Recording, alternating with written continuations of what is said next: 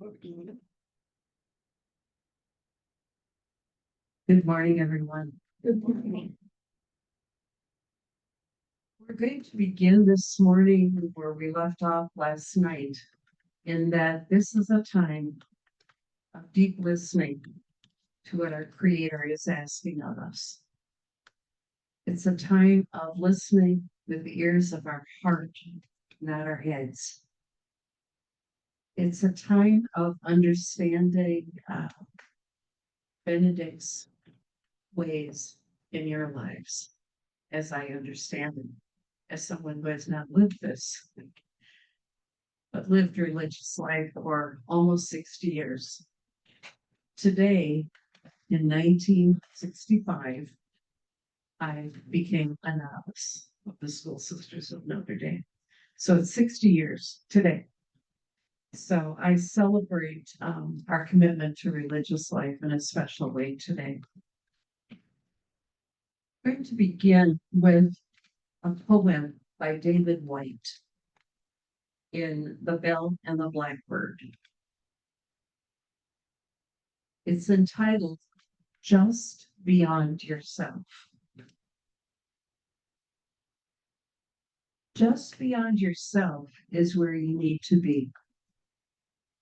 Half a step into self-forgetting, and the rest restored by what you'll meet. There is a road always beckoning. When you see the two sides of it closing together at that far horizon and deep in the foundations of your own heart at exactly the same time. That's how you know it's the road you have to follow. That's how you know it's where you have to go. That's how you know you have to go. That's how you know just beyond yourself it's where you need to be. Just beyond yourself is where you need to be. Half a step into self-forgetting, and the rest restored by what you'll meet. As we look at this today, especially today as we focus on obedience, I invite us to just listen to the short video that I have planned for you for today. And I think Travis is ready to put that on. Here we go. This is from Brother David Stein.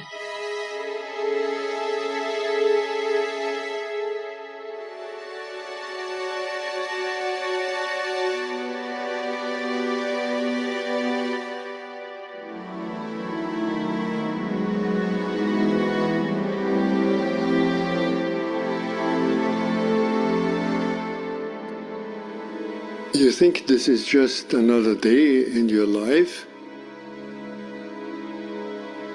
It's not just another day.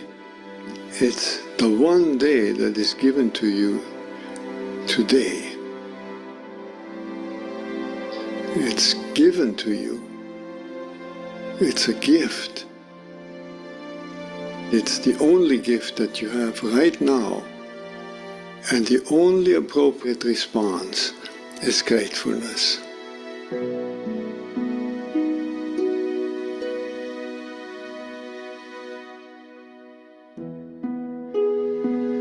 If you do nothing else but to cultivate that response to the great gift that this unique day is, if you learn to respond as if it were the first day in your life and the very last day, then you will have spent this day very well.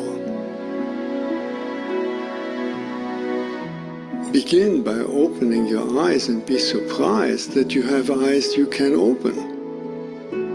That incredible array of colors that is constantly offered to us for pure enjoyment.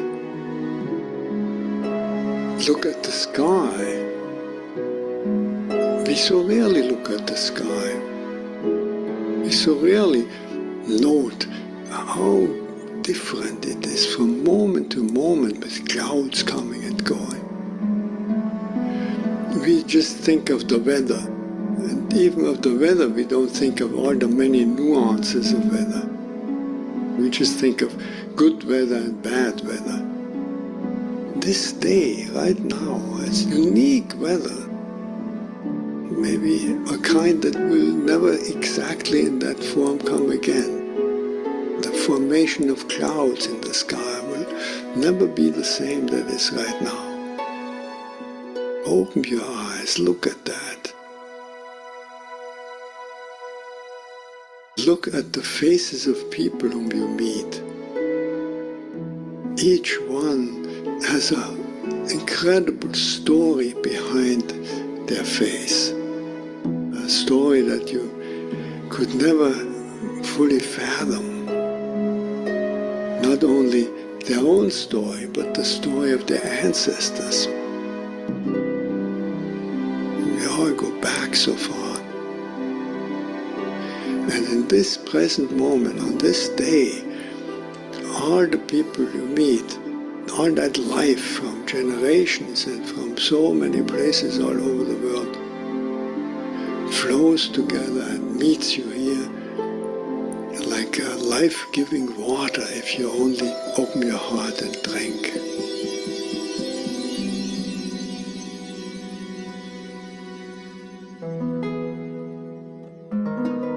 Open your heart to the incredible gifts that civilization gives to us. You flip a switch and there is electric light. You turn a faucet and there is warm water and cold water and drinkable water. It's a gift that millions and millions in the world will never experience. So these are just a few of an enormous number of gifts to which we can open your heart. And so I wish you that you will open your heart to all these blessings and let them flow through you. That everyone whom you will meet on this day will be blessed by you. Just by your eyes, by your smile, by your touch, just by your presence. Let the gratefulness overflow into blessing all around you. And then it will really be a good day.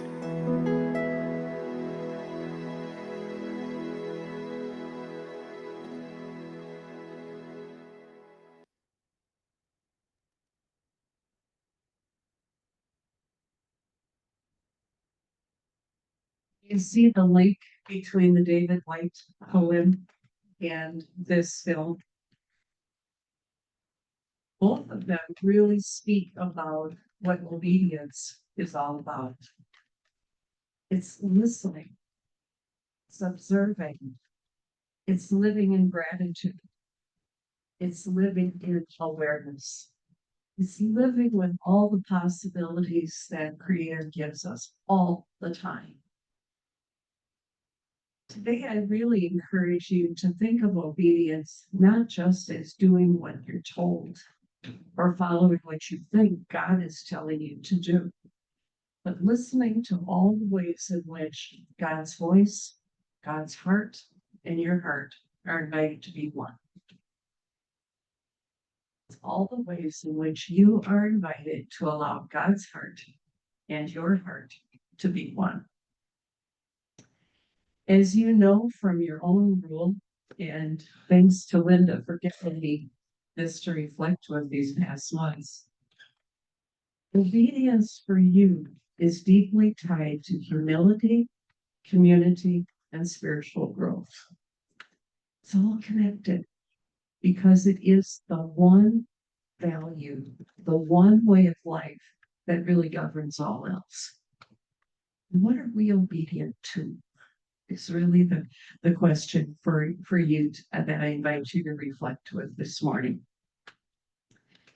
Obedience as listening. As we well know, the root of obedience is to listen. Attentively hearing God's voice through scripture, prayer, creation, and the wisdom of others.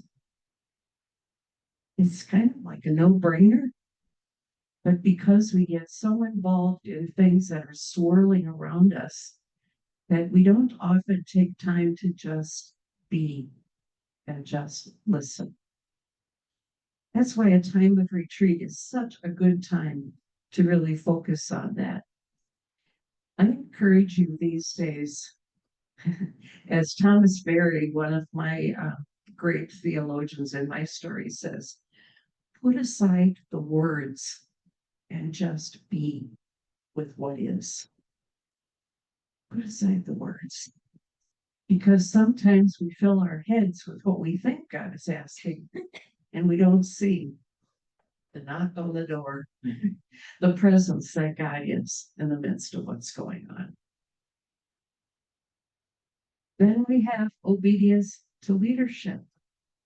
Ooh, that can be kind of iffy or kind of grateful, right? It can be both. And I've served in leadership in both my province and in the general community.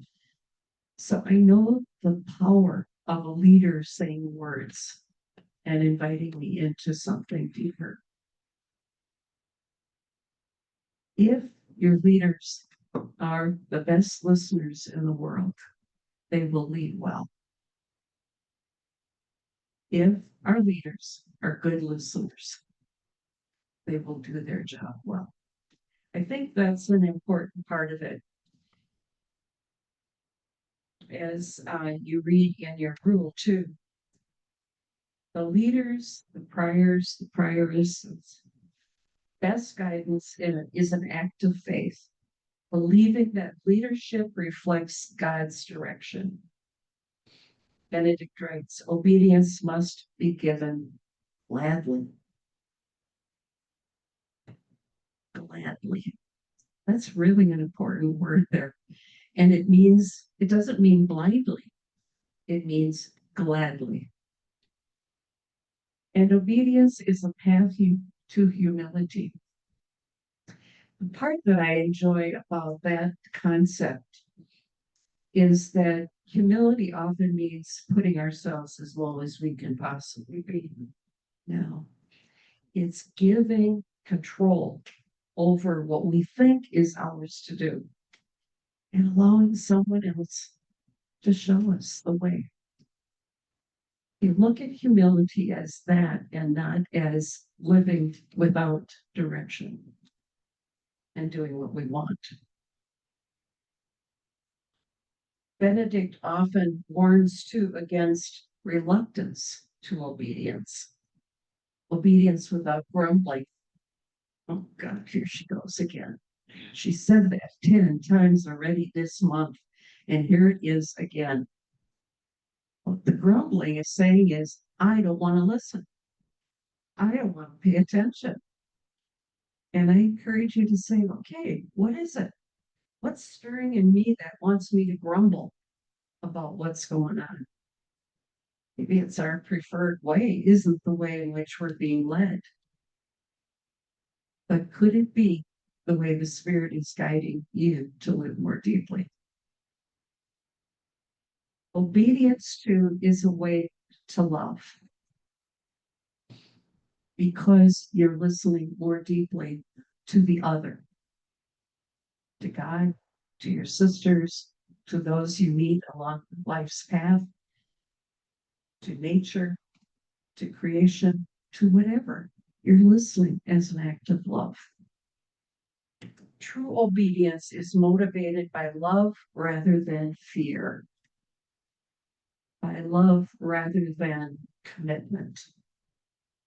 Sounds strange to hear it that way, but it is about that deeper sense of what it is that God desires. And God is love. God desires love in all parts of our world.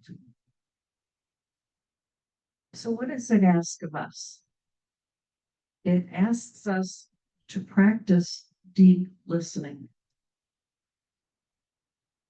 In your Benedictine tradition, it is rooted in audire, to listen, truly hearing another.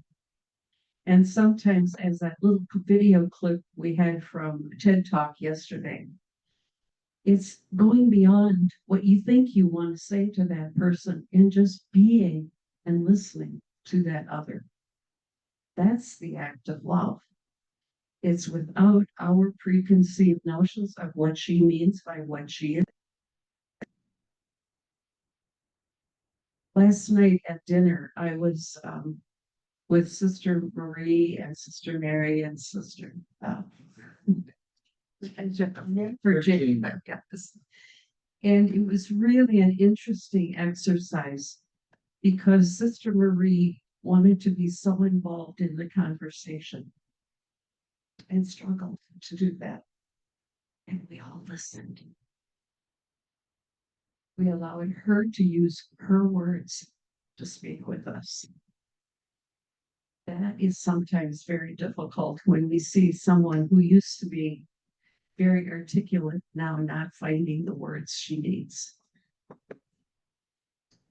As we age, that's one of the things that I'm learning is that sometimes words just don't come anymore. That's okay if the listening heart is there. So it's that practicing that deep listening. It's trust in wise guidance. St. Benedict emphasizes obedience to leadership. In daily life, this can mean seeking wisdom from other mentors, from spiritual guides, trusted friends, rather than relying solely on my own judgment. You see how obedience and humility are connected? Saying, I don't have all the answers, but boy, I wish I did. It's surrender of ego and self-will. Oh boy, it's that fight against our American way.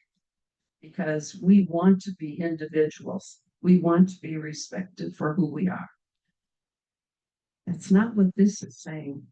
It's saying know when the blocks are there to good listening. When it's what my past taught me about, if I pay attention to what this person is saying, then I'm not free.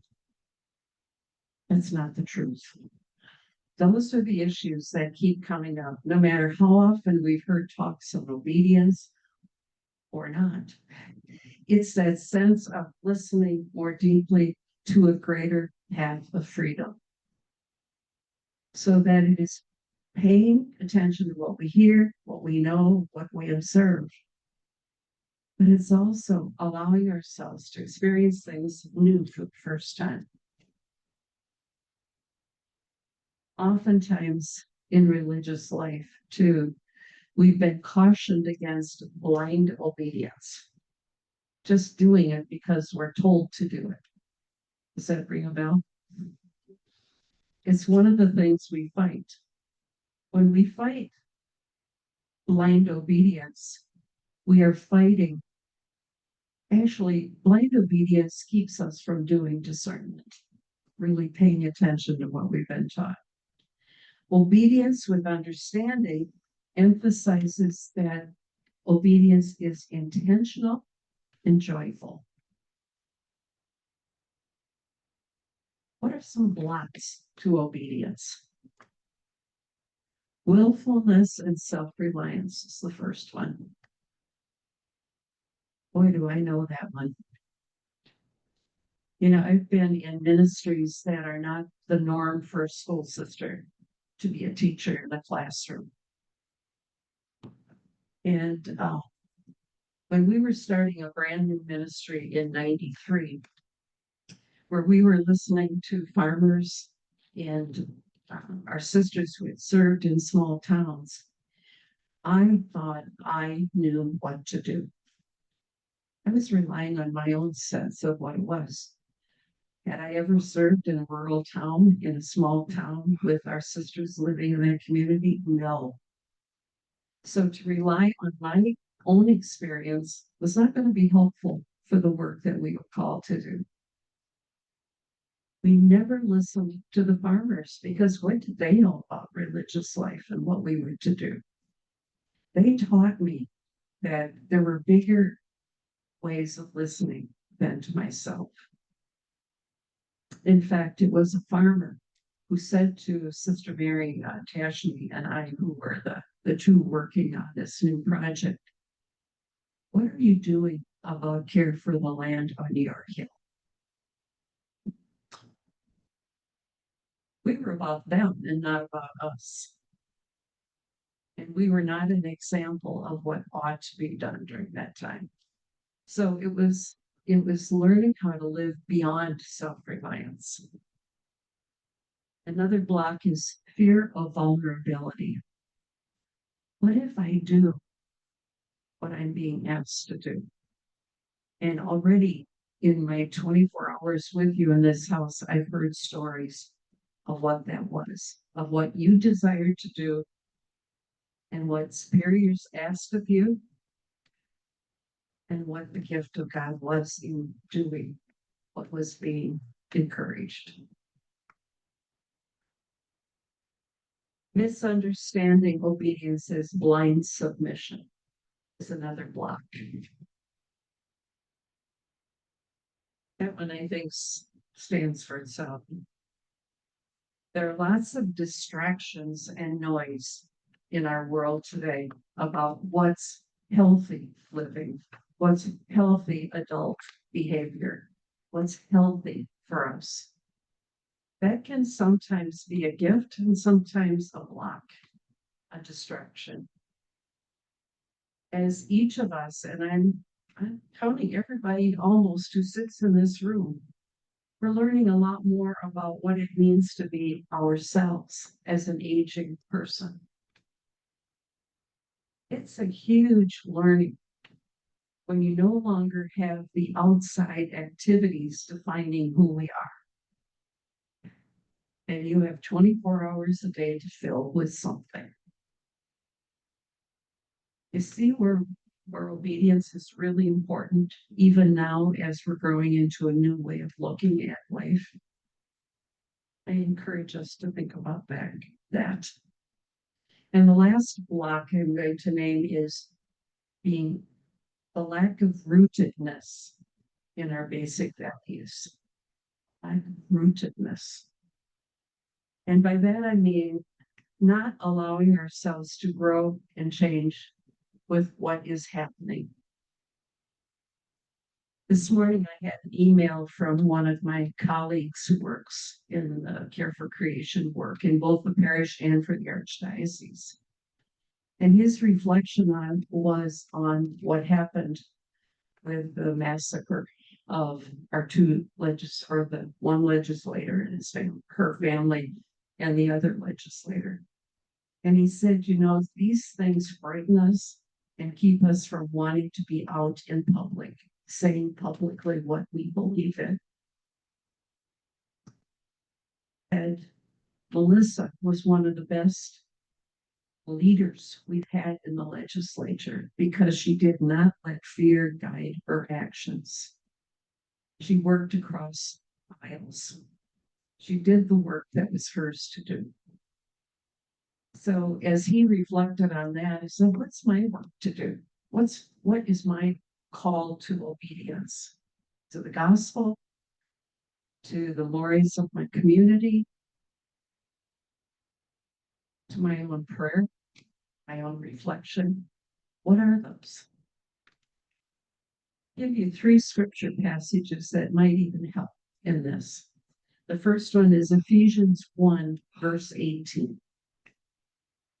I pray that the eyes of your hearts may be enlightened in order that you may know the hope for which God has called you. The second one is 2 Corinthians chapter 4, verse 18.